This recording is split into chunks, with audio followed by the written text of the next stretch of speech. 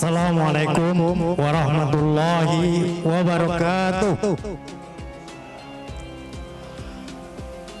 Alhamdulillahirabbil alamin wa bihi nasta'in wa ala umuri dunya waddin.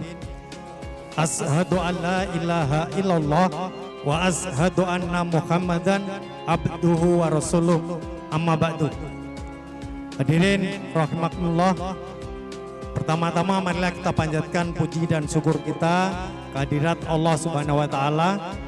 Ya alhamdulillah pada sore hari ini menjelang kita buka puasa kita bisa hadir di tempat ini karena ini mudah-mudahan karena barokah dan ridho dari Allah Subhanahu wa taala. Amin.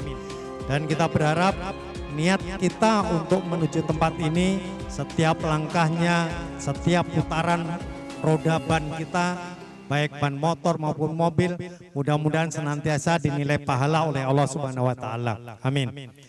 Yang kedua, sholawat dan salam semoga senantiasa tercurahkan pada junjungan kita Nabi besar Muhammad sallallahu alaihi wasallam beserta keluarga, sahabat dan kepada semua umatnya sampai yaumul kiamah nanti. Amin. Ustadz Eri Koswara yang sangat-sangat kita hormati, para asatid, para hajjah, para habaib yang pada sore hari ini sangat berbahagia. Alhamdulillah kita bisa hadir di pertemuan kita dalam rangka silaturahim untuk menjelang buka puasa ini. Marilah kita awali pertemuan pada sore hari ini dengan bacaan Ummul Kitab yaitu suratul Fatihah. Al-Fatihah. A'udzubillahi minasyaitonirrajim. Bismillahirrahmanirrahim. Alhamdulillahirabbil alamin. Arrahmanirrahim. Maliki yaumiddin. Iyyaka na'budu wa iyyaka nasta'in. Ihdinas siratal mustaqim. Siratal ladzina an'amta 'alaihim ghairil maghdubi 'alaihim waladdallin. Amin. Baik, untuk acara yang kedua yaitu pembacaan ayat-ayat suci Al-Qur'an yang kami harapkan kepada Ustadz Abdul Sodri untuk bisa membacakan ayat-ayat suci Al-Quran. Padanya dipersilakan. Assalamualaikum warahmatullahi wabarakatuh. A'udzu billahi minasy syaithanir rajim. Bismillahirrahmanirrahim. Inna anzalnahu fi lailatul qadr wa ma adraka ma lailatul qadr. Lailatul qadri khairum min alfi syahrin tanazzalul malaikatu warruhu fiha biizni rabbihim min kulli amr. Salamun hiya hatta matla'il fajr.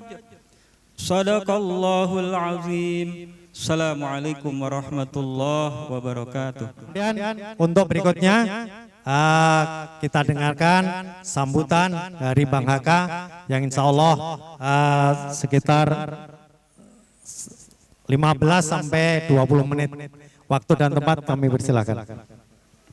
Bismillahirrahmanirrahim. Assalamualaikum warahmatullahi wabarakatuh.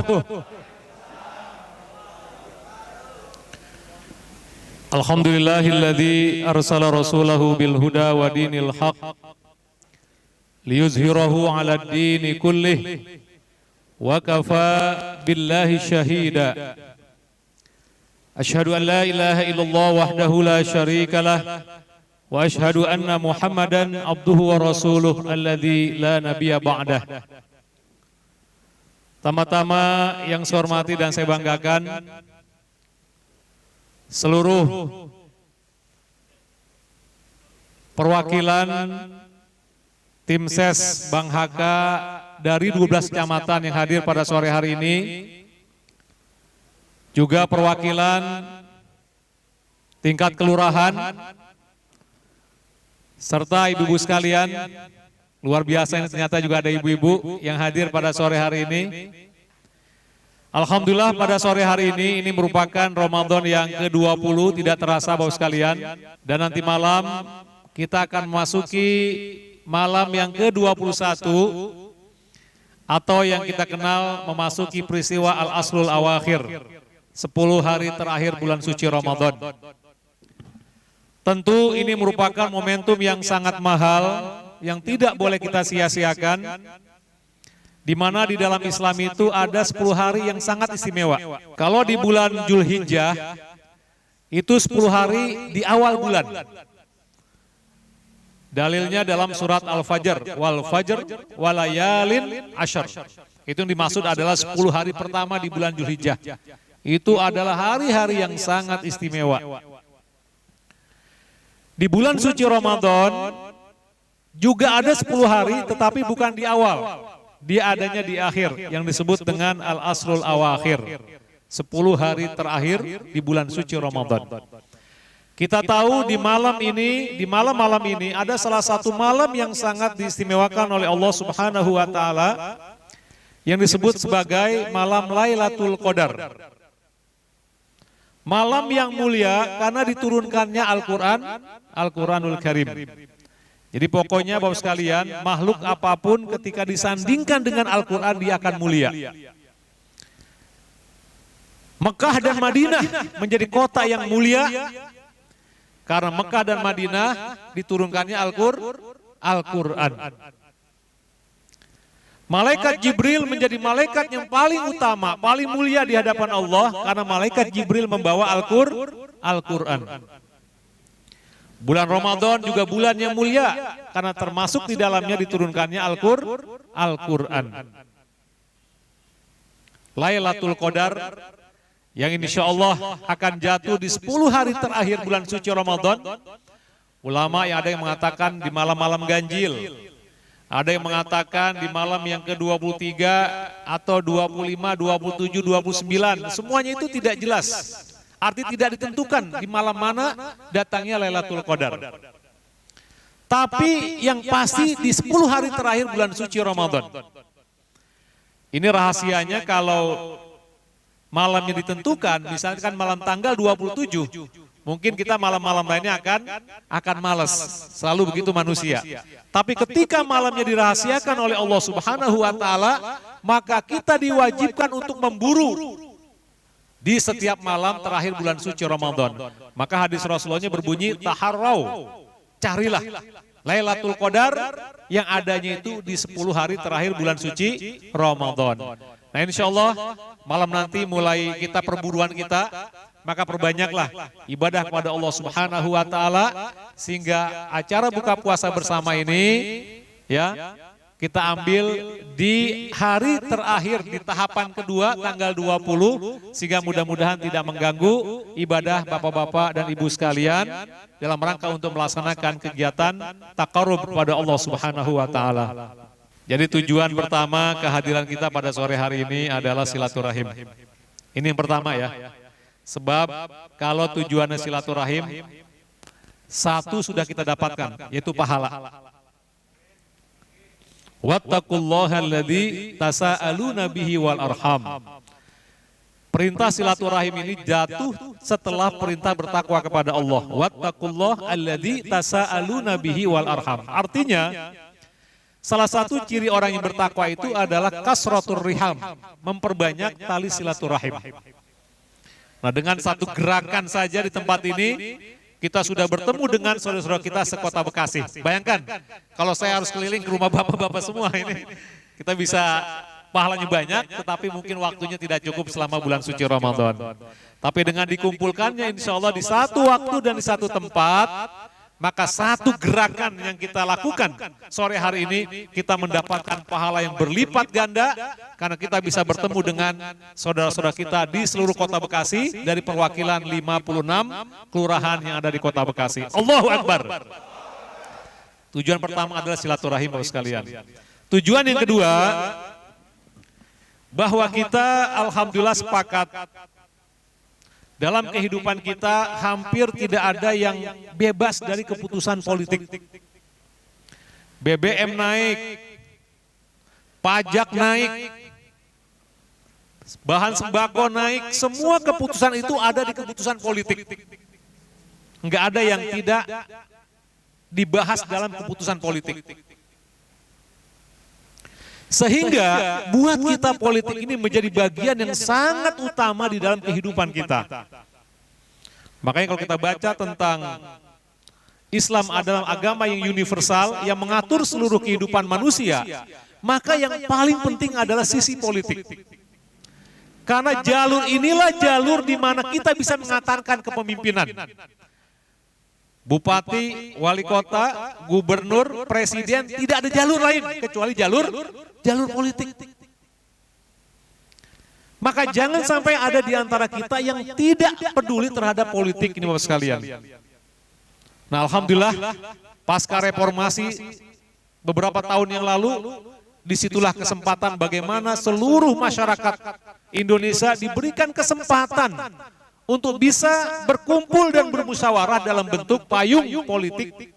Dan ini diambil kesempatan oleh semua orang termasuk kita yang ada di Partai Keadilan Sejahtera.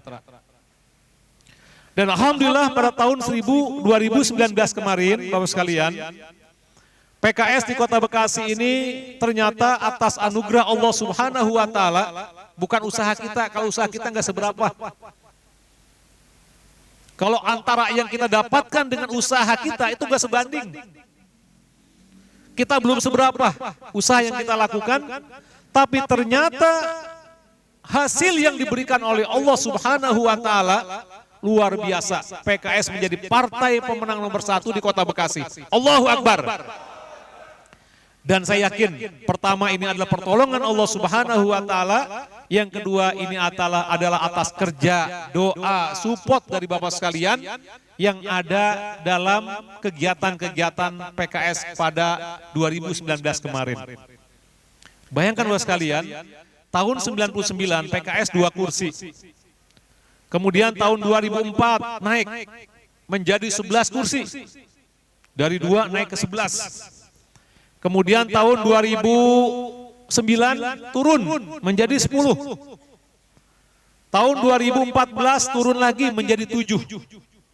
Dan alhamdulillah tahun 2019 kemarin kita kembali berjaya di Kota Bekasi menjadi partai pemenang dengan 12 kursi. Dan insya Allah target kita tahun 2024 ini tidak boleh ditawar-tawar. Untuk di pemilu legislatif, targetnya akan dicanangkan oleh Partai Keadilan Sejahtera, yaitu sebanyak 2 kali lipat dari perolehan tahun 2019, yaitu sebanyak 24 kursi. Allahu Akbar. Tugas kita selanjutnya adalah bagaimana kita memberikan pencerdasan kepada masyarakat. Ini yang paling penting Bapak sekalian. Karena hari ini stigmatisasi kepada PKS ini sangat kuat. Biasanya menjelang pemilu itu biasanya. PKS dikatakan anti tahlil, PKS dikatakan anti maulid dan seterusnya itu nggak benar. Jadi kalau nanti maulid, tahlil nggak apa-apa. Undang saya dan saya insya Allah sebagian nas berjanji sudah hafal gitu ya. Sebagian nas berjanji dulu sudah hafal saya waktu pesantren. Sekarang karena jarang maulid jadi lupa lagi gitu ya. Tapi insya Allah sebagian kata-kata sudah hafal Ustaz Toha ya. Jadi kita hilangkan stigmatisasi itu. Kemudian yang kedua, kita hilangkan stigmatisasi terkait dengan PKS tidak cinta NKRI ini juga salah. Makanya saya berharap PJ Kelurahan dan Kecamatan ini alhamdulillah ini sebagian ada mantan RW dan RT yang saya yakin sudah terbiasa bergaul dengan masyarakat. Jadi hilangkan kesan PKS itu adalah kesan yang kadang-kadang sangat eksklusif ya, sangat tertutup. Makanya saya menggunakan jalur struktur untuk tim ses ini sedang berjalan. Nah ini bapak-bapak yang nanti akan melakukan keputusan-keputusan sosialisasi ini yang bisa masuk ke ranah-ranah yang selama ini tidak bisa dimasuki oleh struktur Partai Keadilan Sejahtera. Karena saya yakin sebagai seorang RT itu biasa sekali. Masuk ke ranah apapun sudah terbiasa. Enggak ada lagi kemudian menjaga diri dan sebagainya. Nah oleh karena itu yang ketiga, saya berharap wilayah-wilayah yang nanti dimasuki oleh Bapak Salam untuk silaturahimnya adalah wilayah-wilayah yang memang selama ini sangat sulit untuk didobrak oleh teman-teman yang ada di Partai Keadilan Sejahtera. Ya. Sehingga kalau ini bisa kita lakukan, saya yakin penambahan suara di Bekasi ini akan sangat signifikan.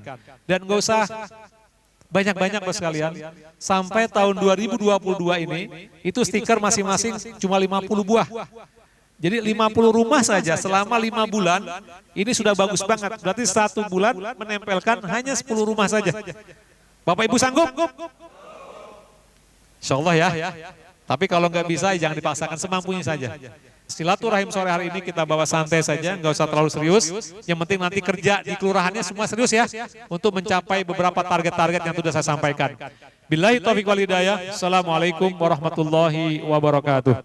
Marilah kita tutup, dan sebelum kita tutup, Bapak kita foto bersama, tetap pada posisi duduknya masing-masing, nanti diambil gambar dari sini. Kita akhiri dulu dengan bacaan hamdalah dan kafaratul majelis.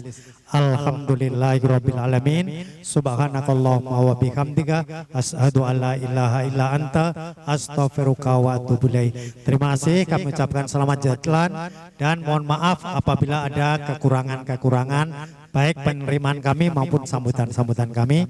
Demikian dari kami. Assalamualaikum warahmatullahi wabarakatuh.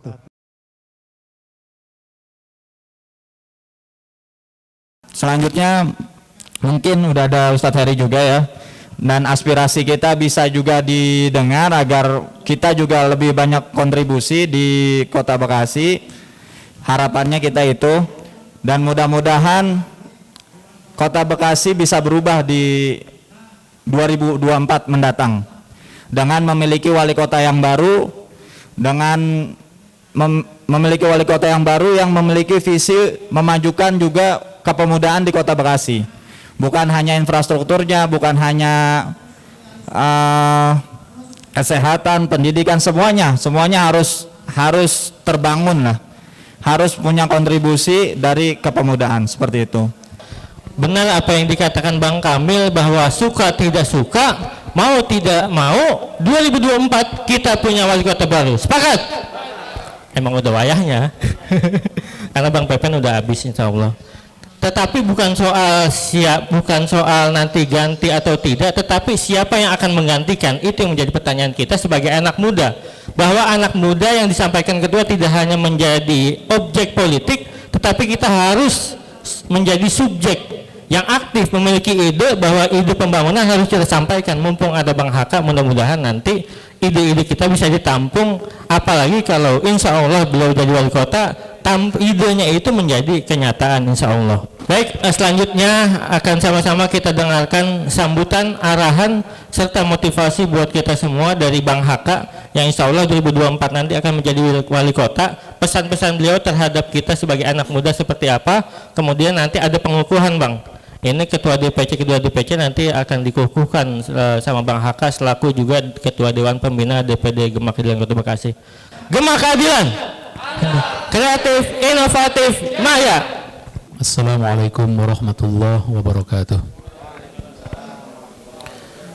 Alhamdulillahilladzi arsala rasulahu bil huda wa dinil haq liyuzhirahu ala dini kullih wa kafa billahi syahida. Asyhadu an la ilaha illallah wahdahu la syarikalah wa asyhadu anna Muhammadan abduhu wa rasuluh alladzi la nabiyya ba'dah. Pertama-tama yang saya hormati dan saya banggakan Ketua DPD Gemak Keadilan Kota Bekasi, Bang Kamil, Sekretaris Umum, Bendahara Umum, dan seluruh pengurus tingkat kota, tingkat kecamatan, dan tingkat kelurahan yang saya hormati dan saya banggakan. Saya ini belum kenal semua di Bang Kamil ya, kapan-kapan kita kenalan ya. Tapi nggak apa-apa karena waktu singkat, nanti lain waktu kita lebih dekat lagi, kita ngopi bareng insya Allah. Alhamdulillah sore hari ini saya sangat senang dan bergembira karena bisa hadir bersama-sama di sini. Dan mohon maaf ya, ini acaranya kita gabung karena memang ngatur waktunya agak susah kalau Sabtu dan Ahad ini sudah habis. Jadi yang ada di sebelah sana itu adalah tim ses eksternal yang saya bentuk untuk meningkatkan popularitas saya di Kota Bekasi. Jadi mereka alhamdulillah koordinator kecamatan dan kelurahan se-Kota Bekasi sebanyak 87 orang gitu ya. Kemarin sudah juga kita lantik tim ses jalur keumatan. Jadi banyak mengambil nih. Jadi kita seru semua ini. Anak muda belum, Bang? Nah, anak muda belum. Makanya salah satu ini kita harapkan Gemak Keadilan. Jika minat gitu ya. Ring satu, Masya Allah. Allahu Akbar. Jadi kenapa kita harus mengambil kekuasaan? Saya kira anak-anak muda paham betul ya, bahwa seluruh keputusan kebijakan di negeri kita itu tidak ada yang lewat kecuali lewat keputusan politik. Kita belum bicara pemudaan, belum bicara masalah orang tua, belum bicara masalah pendidikan, belum bicara apapun. Tapi seluruh keputusan itu ada di keputusan politik. Bayangkan. Mulai dari bensin naik, harga naik, jalan ini bagus apa enggak, semua keputusan itu ada di keputusan politik. Jadi enggak ada satu keputusan yang menyangkut hajat hidup kita kecuali diambil di politik. Sehingga artinya apa? Artinya berarti, tanda kutip ya, kita harus bisa mengantarkan orang-orang yang mempunyai kemampuan di dalam membuat keputusan di ranah-ranah pejabat publik yang ada di negara kita. Kalau secara kelembagaan dua besar, yaitu legislatif dan eksekutif itu pasti. Tetapi untuk bisa mengantarkan orang-orang yang memiliki kemampuan, integritas, kemampuan di dalam membaca sesuatu yang dimaui oleh masyarakat itu bukan sesuatu yang mudah. Jadi Gema Keadilan sebagai kelembagaan saya minta, ini kan mumpung dunia anak muda hari ini. Bonus demografi di kita hari ini 56% itu pemilihnya secara nasional itu anak-anak muda. Maka kalau nanti kita punya kesepakatan untuk memenangkan di Kota Bekasi, maka saya sangat punya keyakinan dan punya kebutuhan yang sangat besar kepada antum semua untuk bisa memenangkan PKS di Kota Bekasi lewat jalur bagaimana menggarap anak-anak muda. Allahu Akbar. Sebab pemilu legislatif yang ada di kita sekarang ini, Mas sekalian, ini harus memiliki minimal kalau secara kelembagaan, kalau 50 kursi, maka minimal harus 25 kursi. Kalau 25 kursi, kita mau menggulkan program apapun kita akan mudah. Jangan 25 deh, 26 deh. Walaupun target kita 24, nanti kita bisa berkoalisi dengan partai lain. Karena sangat sulit, saya kira di Kota Bekasi, dengan target 24 kita sangat sulit. Tapi bukan sesuatu yang mustahil, sesuatu yang masih bisa kita capai. Tadi saya mencontohkan di sana misalnya, di Boyolali itu 33 PDIP itu, dari 50 di Jawa Tengah. Itu dahsyat luar biasa. Itu namanya memutihkan Jawa Barat itu begitu kalau bisa. Kita ada 56 kelurahan, berarti 56 kita harus memenangkan di dalam pemilu legislatif tahun 2024 besok. Karena yang punya pilihan itu warga masyarakat. Nah, saya berharap nanti siapapun dari Gema Keadilan ini mengambil ya, ada satu utusan dari Gema Keadilan yang bisa mewakili di lembaga legislatif, yang ini kita harapkan nanti bisa membawa aspirasi anak-anak muda di Kota Bekasi. Allahu Akbar. Sehingga tahun 2024 kita menang di ranah legislatif, kita usahakan juga menang di eksekutif, maka hari ini sudah kita siapkan. Oleh karena itu, Bang Kamil, Bang Hedi dan seluruh jajarannya, saya kalau kita nanti ingin berkolaborasi ke depan gitu ya, membangun anak muda di Kota Bekasi, kalau berkenan, mari kita bersama-sama untuk mewujudkan ini. 6 bulan ini sederhana saja, membantu saya meningkatkan popularitas saya di 56 kelurahan. Mudah-mudahan Allah Subhanahu wa taala meringankan kita semua untuk membangun Kota Bekasi lebih baik ke depan, dan mudah-mudahan Allah Subhanahu wa taala meridhai apapun yang kita lakukan sehingga akan terwujud Bekasi yang lebih baik lagi insyaallah. Billahi taufiq wal hidayah. Assalamualaikum warahmatullahi wabarakatuh. Yang menarik adalah bahwa dari Gema Keadilan, proses lahir kemudian besar aktivitas dan kecimpungnya di masyarakat. Maka Gema Keadilan adalah bagian dari sayap organisasi partai, SOP. Ketika dia menjadi sebuah sayap organisasi partai, maka sayap ini harus punya bidang garap tersendiri. Bidang garapnya cuma 2 sebenarnya. Yang pertama adalah memenangkan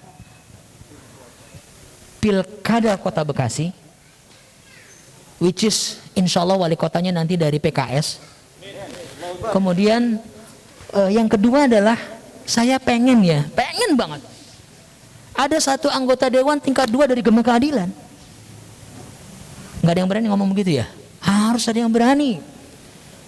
Hanya 2 saja tugas dari Gema Keadilan. Bagaimana suara Gema Keadilan dengan segmen anak-anak muda atau kalau saya sering bilang third party assistance-nya PKS. Third party assistance itu artinya adalah Gema Keadilan itu melengkapi sebuah puzzle besar PKS di Kota Bekasi. Ya, puzzle bekas PKS ke Kota Bekasi yang ternyata ada beberapa bagian keping-kepingnya itu lebih cocok, lebih pantas, lebih pas kalau diisi oleh Gema Keadilan. Ya. Kalau dibilang Gema Keadilan itu adalah anak muda, jelas lah ya. Pimpinannya juga anak muda gitu kan. Kalau saya suruh mimpin Gema Keadilan lucu. Udah punya cucu gitu kan, suruh mimpin Gema Keadilan. Teman-teman di Gema Keadilan ngebayangin nggak tahun 2024 ada 7 event dalam 1 tahun. Ingat-ingat aja tuh. 7 event, 7 acara dalam 1 tahun. Pemilu presiden, pilpres, kemudian DPR RI, DPRD tingkat 1, DPRD tingkat 2, DPD, kemudian apa lagi? Pilkada serentak. Kok baru 6? Kita punya 2 pilkada. Pilkada Wali Kota Bekasi dan juga Pilkada Gubernur Jawa Barat. Jangan lupa loh. Kalau di Kota Bekasi ini pilkadanya kita, wali kotanya sudah PKS, maka kalau kita tidak menyumbang 60% suara Kota Bekasi ke Gubernur Jawa Barat, dipertanyakan itu. Pada periode sebelum ini 2018 kemarin, kita menyumbang suara cukup signifikan untuk Asyik. Dan kita ada termasuk 5 terbesar di Provinsi Jawa Barat untuk memenangkan Ahmad Syaihu di Kota Bekasi. Tapi indikator cuma 2 nantinya. Indikatornya cuma 2. Yang pertama, bagaimana Gema Keadilan berkontribusi pada pemenangan Pilkada Wali Kota Bekasi dan juga Gubernur Jawa Barat. Kemudian yang kedua, saya punya gambaran harus ada 1 calon legislatif daerah tingkat 2. Jangan banyak ya, 1 dulu aja, 1 aja susah banget kayaknya nih. Karena Gema Keadilan itu ada di seluruh kecamatan. Kota Bekasi dapilnya ada berapa untuk daerah tingkat 2? Ada 6. Sementara suara Gema Keadilan tidak merata di 6 dapil tersebut. Fokuslah pada beberapa dapil di mana paling banyak nantinya anak-anak muda atau milenial di situ.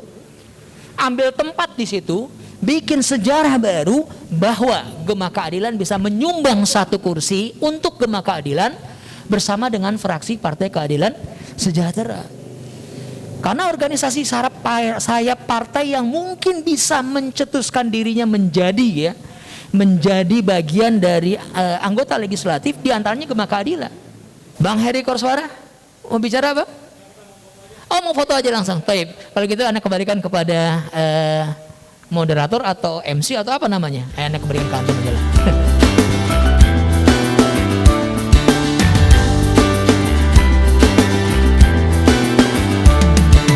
Jendela hati, berikan ruang untuk inspirasi,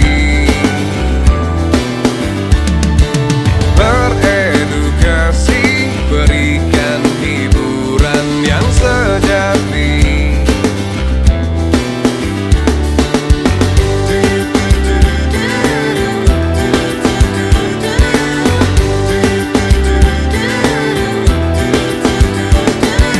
Sebilang kata menjadi doa yang kan bermakna.